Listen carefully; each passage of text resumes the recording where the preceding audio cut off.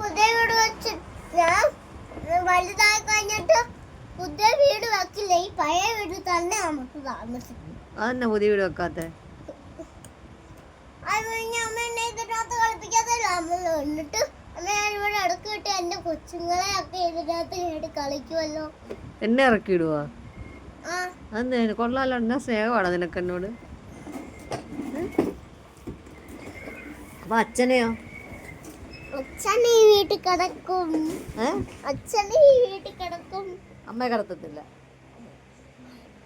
ഞാൻ ഇത്രയും ബെഡ്റൂം വെക്കും.